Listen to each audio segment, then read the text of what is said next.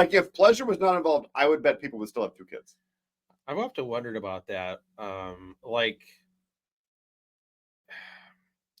And maybe if pregnancy wasn't and delivery wasn't such a painful thing, but we've made that easier too with modern medicine and stuff like that. But Oh yeah.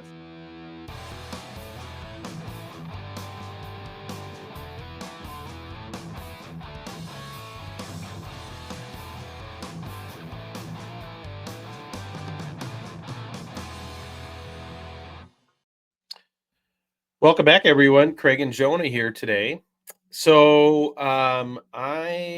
it's funny. I was in the Discord last night and we were talking, and one of our loyal followers was referencing the I don't know if we have a name for it. That I brought it up this list, like what I think are the 5 parts or 5 ends. I hate using that word, but 5 different parts of, let's say, sexual intimacy.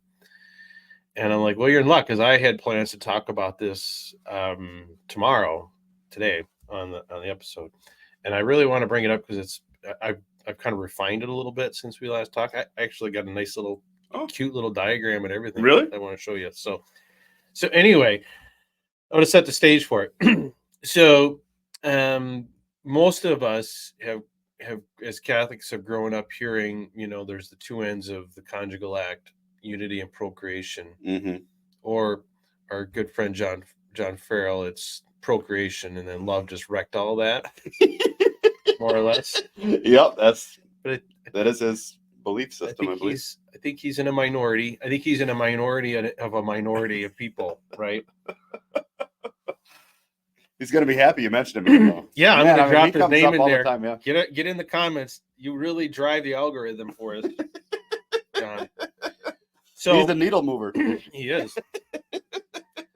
And so unity and procreation, we've all heard about that, and they will, and occasionally you'll hear the guys like Christopher West talk about some of the other parts of it, but usually in a negative or derogatory way.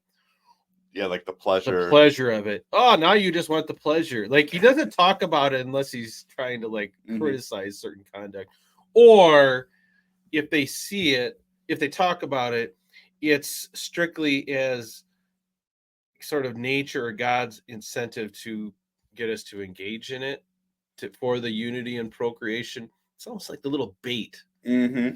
And I don't think that is an interesting thought too, because it's like we have to be tricked into it. Yeah, it is. It's if some of these people, it makes it feel like God uses these things to trick us into engaging it and having babies and all that kind of stuff. And the thing is, though, is that having kids is so awesome that even if there was no pleasure involved, people would still do it to a certain degree. I mean, very, very few people would have 9 kids. I don't think I'd have 9.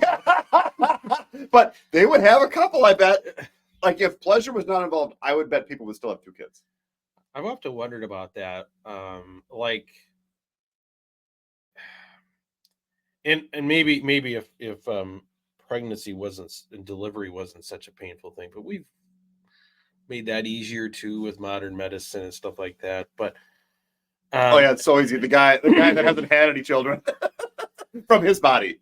Well, all right. You're mansplaining to me. In my defense, and this is, I'm going to make a pitch for our Discord. If you're not in our Discord, you need to send us an email and say, I want in the Discord, because we have one of our followers who actually came in to kind of argue with me on YouTube.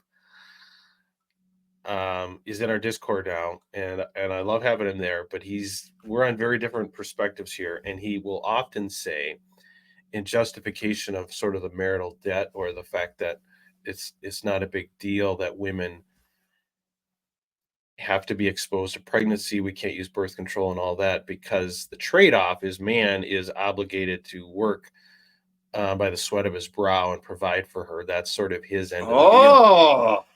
And I'm like, I'm sorry, I haven't been following the Discord lately. I've been really busy, so I gotta get on there. Yeah, and I'm like, no, that's a wild argument.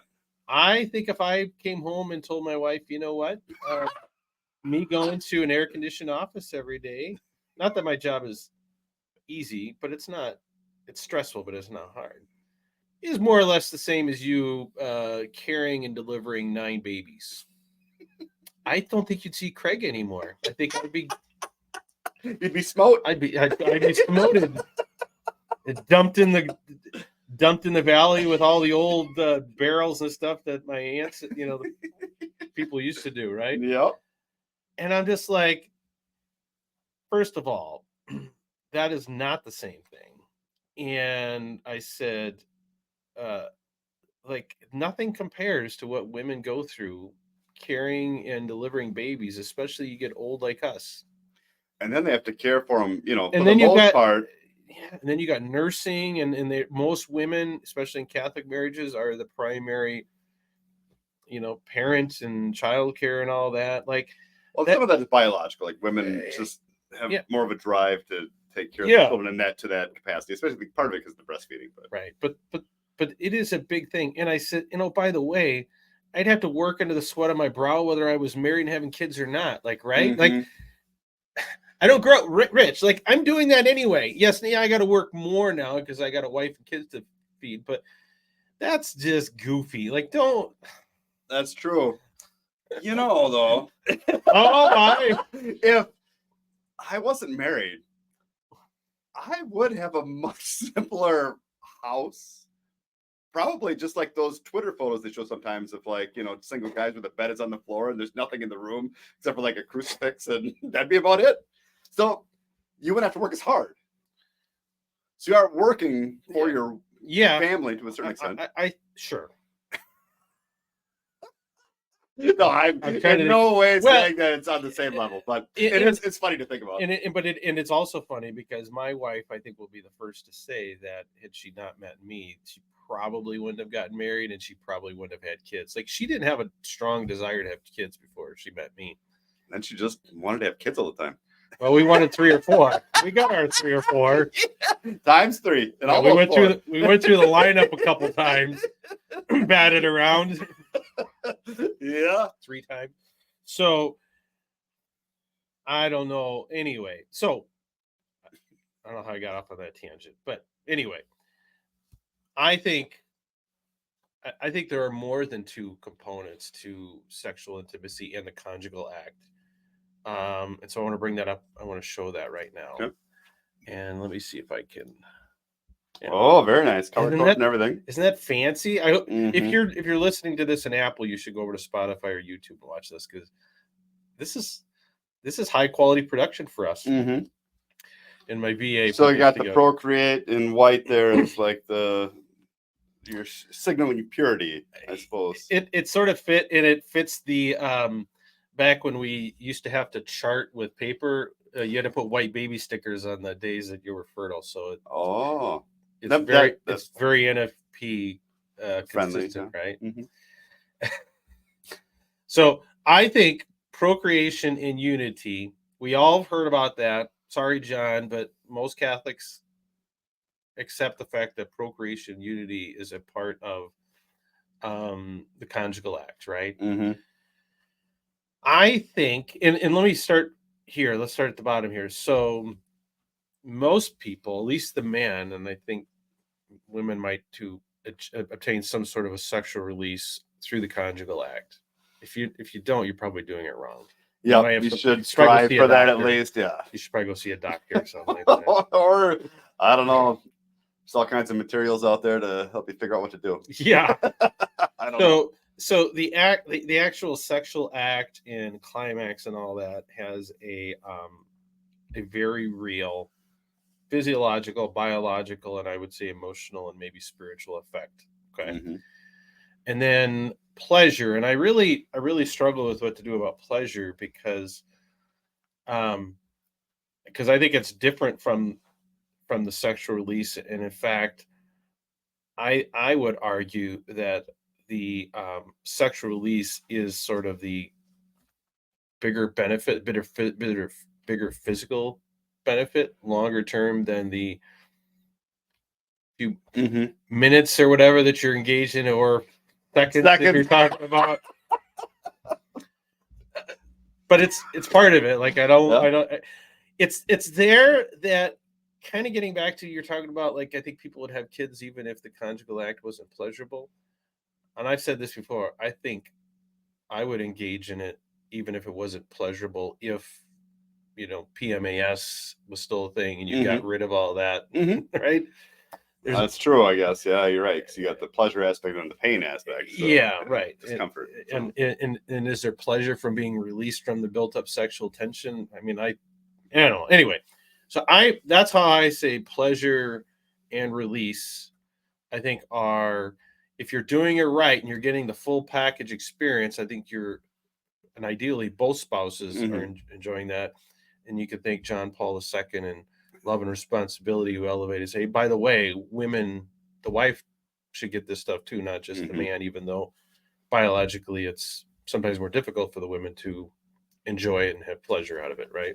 And then there's this middle category, bond or bonding, that I think is, and I'd be curious, how would you define, because the church doesn't really define what unity is. Like, how do we know when you have achieved the unitive end of the conjugal act? Well, there's the physical unity, but then there's like I don't know if you want to say it's mental or psychological unity that comes from that. But so I don't know the bonding. That's why I distinguish them. That's why I distinguish them, because I would say it's the feeling that I have towards my wife afterwards. Like it's just the I don't even know how to describe it. Bonding or unity? Well, you could look at them, in the same. They're similar. Well, but let's step back and think of unity from the standpoint of sort of theologically, when the church uses that term, the unity of sex, I think is talking about the physical act of intercourse, two puzzle pieces put together. Okay. Yep. And I think it's also consistent with the sacramental aspect of it. You could say that unity doesn't happen unless you're sacramentally married, because you can have sex, you can have intercourse when you're not married. But I don't think it's so weird. The church, I haven't never really seen a good definition of unity from the standpoint of what the church means, but I don't think the church would say, or most theologians would say, you're enjoying the unity if you're engaging in a premarital sex. I think bonding. But I think that That's unity. fair. I think that unity is very much intertwined with the sacramental one flesh union, that covenant that couples go through when they are married. Well, but I think that at least from John Farrell's perspective, the unitive aspect of it is not the physical part, but the basically the emotional sort of unity that it results from it. See, I don't think that's right, and the reason being is, let's say Mary and Joseph aside, we have this Catholic concept of the consummation of the marriage, which I don't think the consummation occurs until intercourse happens. It's true. Yeah. Now, whether the couple completes it, but I think that's sort of assumed. But I think unity when it's used in terms of Catholic teaching and theology, deals with the actual act of intercourse between a husband and wife that's sacramentally married. I don't think that's too far out on a limb, and I think that it's one of these terms that we use all the time, but when you really have to sit down and define it, I don't know that anyone defines it, but that's how I would treat it. To me, that makes sense. When we're going to use that term in a sacramental perspective, in a moral perspective, I think unity happens during the conjugal act between a husband and wife that's sacramentally marriage. What does that mean? Well, it means if you're engaging in sex before you're married, you're not actually getting the unity. I don't think you're achieving the unitive end of the conjugal act because you're not married. Likewise, I don't think that if a couple uses other acts, I don't think you ever get to the concept of unity because you haven't got that together, right? Yeah. Which I think is more bonding, and I think bonding you know, and I think, and that's now why I get where you're going. I get it. treat bonding as a distinct category of unity, both from a sort of a theological sense, but also from a practical sense, as we start to look at and evaluate and compare different types of acts, right? So the Catholic Church does teach that the marriage isn't complete until consummation occurs, right? Mhm. So I had never thought about that before, but Mary and Joseph then were never married. Right. Like, Well, that's always the, you know, there is that special exception, the Josephite marriage, whatever, and you can actually like, you know, Saint Teresa, the Little Flower. mhm. Her parents both wanted to have religious vocations, and then sort of got married, but like literally lived as cousins for the first how many? Like that's kind of messed up, I think. Do you think that's real, Oh yeah, or is it just a legend? and the bishop basically told them, you need to start having sex and making babies. How often does a bishop get involved in that? I don't know. Like, I mean, They had a lot less things to worry about back then. that's a legendary couple. Like you think about that, like that's like Onan. Like the people that knew he was pulling out regularly. You're like, how do people know this? How do they know that these guys weren't doing well? Yeah, like I mean, are they sleeping in separate beds and separate houses? Like, how would they ever know that they weren't engaging in that? Are they bragging about it? We're not talking about it on Twitter, I don't think. Like, how the bishop? Like, how does the bishop hear about this? I mean, that's mind blowing. I know of a couple, and I'm not even going to say where they're at, Yeah. but I know of a young couple, and their parents are very strict Catholics, Mm-hmm. and she got very close to getting married with the plan to have this Josephite marriage. So they pulled out of that. They pulled right. They were dead serious, and I don't think it's in all. I mean, I think that is this purity culture type stuff in the that in some very traditional Catholic circles, like they were just so, like, this is a family that objected to theology of the body being taught in religious ed and stuff like that. Like, okay. Okay. So, but that couple is not going to get married in the Josephite. They're not engaged or anything like that. And I believe that you have to have. I believe you have to have bishop's approval to live like that, like, or ecclesiastical, or maybe a priest. I think that is still canon law. Why you'd want to do that? Why you would punish yourself, like, especially? Oh my God! Now, on the other hand, kind of getting back where we compare our plight to that of celibates. If you never engage in it and you never experience that, I don't know, maybe that long-term abstinence. Oh, bull crap. I would love to interview someone in that situation. If your wife got out of the shower, even if you had never engaged in any of that, well, you'd feel it. I think you'd have to keep, but I think you'd have to, like, not look at any of that. I think you'd have to. Why on earth would anybody want to do that? People have done a lot of, let's say, extreme things in the spirit and pursuit of virtue. Like, that's even more difficult than becoming a priest. There's no way that it is sort of like, why would you do that? I mean, when it's like being, like somebody who's overweight or whatever, and you're going to live with a piece of cake, but you can never eat it, but you're just watching it every day. Yeah, sitting there on the counter. I mean, that's just like the people that whip themselves. I'll never understand that either. Like I said, people will do extreme things in the pursuit of virtue, I guess, or fear of sin and all that. And we go round and round about that a lot in our Discord community. That fine balance between being not. We get accused of wanting to just throw out all the rules because we sort of, we kind of keep coming back to some of these issues. And like, I don't think anyone here is trying to, like, throw out all the rules. But there are a few of these things that are especially difficult and annoying and would benefit from some clarification. You know what? If I was the bishop, I would never allow anybody to have a Josephite marriage. And I would say, you got to do it at least once a week. I'd say at least 2 or 3 times a week. Why was being, like, I'm just kidding. The marital debt, that goes back to marital debt, and that's just a messed up situation too. But it's just funny that the bishop would get involved in people's personal sex lives. which led to the production of a saint. I mean, that's John Farrell's whole stick too. Is that all the divorces and annulments is first stop shop when you have complaints about that is supposed to be the bishop and stuff. And I'm like, but I think the bishop would be like, I didn't sign up for just hearing couples come in and complain about their sex lives all the time. Like that just seems they just seem kind of ill-equipped for that.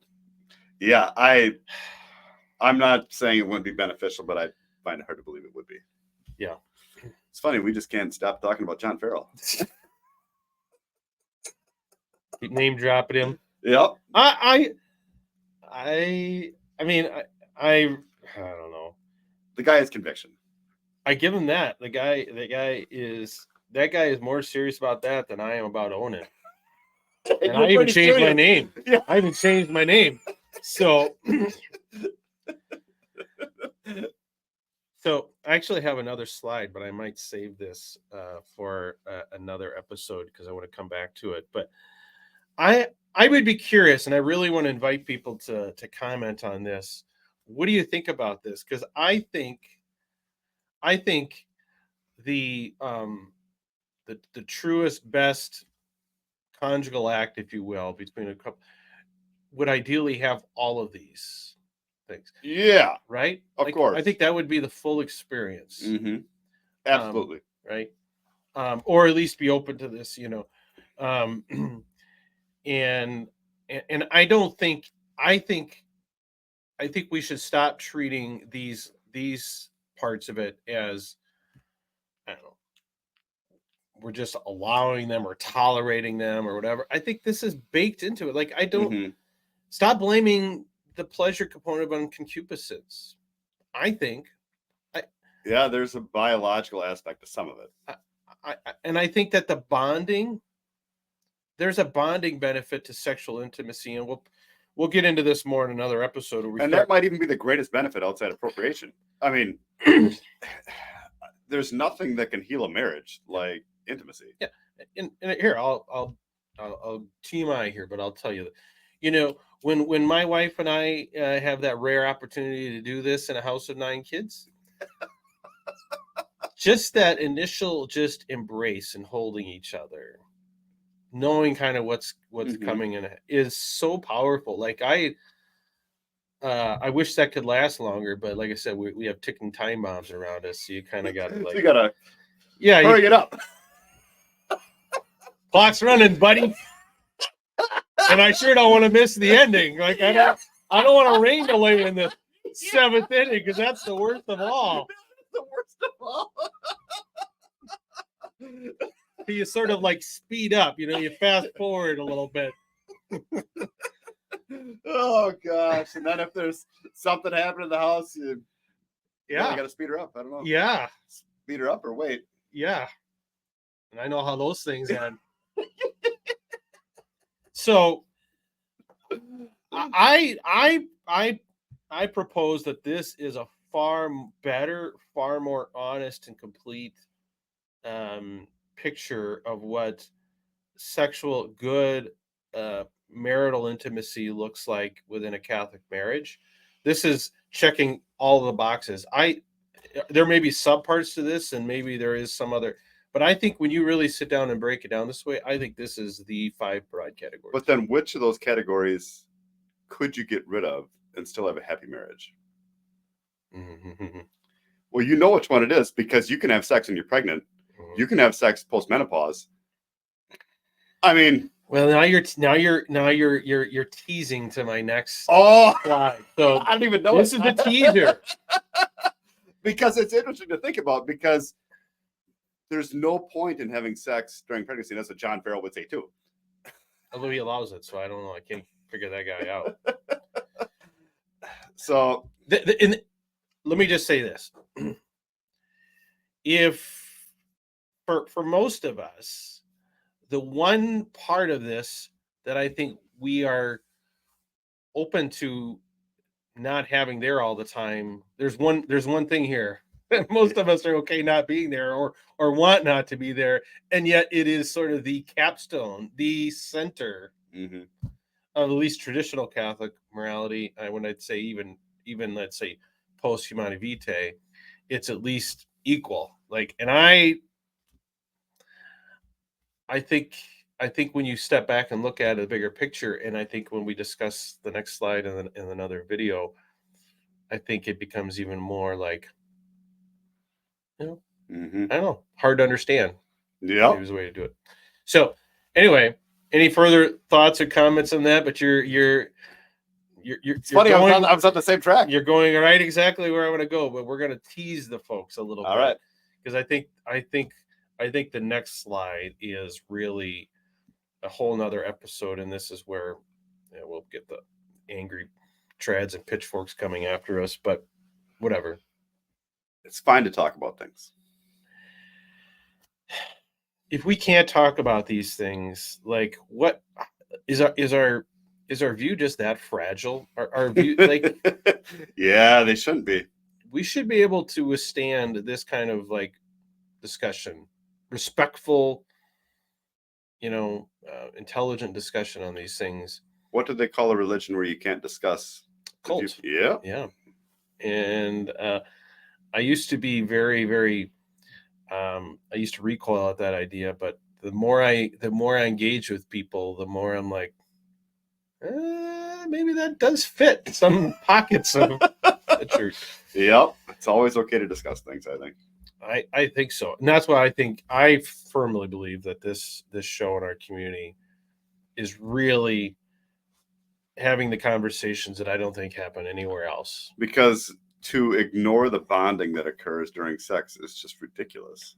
I mean, it's the most important aspect of it in a married couple's day-to-day life. I would say, yeah, I would say that the bonding, which I think is both, let's say, before and during and after, let's say, the actual act of intercourse itself, is maybe the lifeblood Absolutely. of that relationship, of that marriage. And I think it gets shrift. God, I can't use words today. Whatever the word is, short shrift. I'm not sure what you're saying. I don't know. I don't know what I'm saying. I don't think that concept gets, and I think it gets. I think people understand that. They understand that there's a bonding component, but I think in a lot of Catholic circles that just gets lumped into unity, or unity gets expanded to be kind of what you were talking about early on until we started talking about these distinctions. I think unity should be treated as a distinct category, and bonding is kind of that broad thing that couples really, really want and need. Bonding fixes a lot of things in marriage, and everybody has things to fix. It does. Yep. So, and there's only one way to get that kind of bond, really. I mean, you can sit down and watch movies and hold hands and whatever else, but it just isn't exactly the same for whatever reason. I can't explain it, but yeah, our physical, the whole physical experience of doing things that you do as a couple that's different than what you did when you were dating, whatever, I think is very important. And I think this is something that modern science and sexology and things like that is capturing. And I think we need to like incorporate, and I think John Paul II sort of started to do that, but I think in a very incomplete way. And I don't really, and I don't see like the Christopher West of the world, really. They're kind of going off, I think, in a different direction, and they're really just sacredizing this whole thing. And I think that's also, I think they're trying to deal with these problems, but that's their approach. And I think this, to me, makes more sense. It's far more consistent with my 20 years of experience, both the highs and the lows. Yeah. Right. Yep. So. Yeah. Marriage isn't easy, but if you have a marriage with frequent intimacy, it's helpful. Yep. So, anyway, appreciate people's thoughts or comments on that. You're going to hear more about that, but that is the chart. We have to come up with a catchy name for that. So if people have suggestions, drop that below or mention in the Discord. But I really want to get that out there because I think this is really, really important and potentially groundbreaking, and will make some of these discussions, I think, easier to have when we can orient ourselves to this. So anyway, thank you, Jonah. You bet. Thank you to my VA for putting that nice little diagram together for me. It's very nice. And thank you, everyone, for listening. And until next time, everyone. Bye. Have a good one.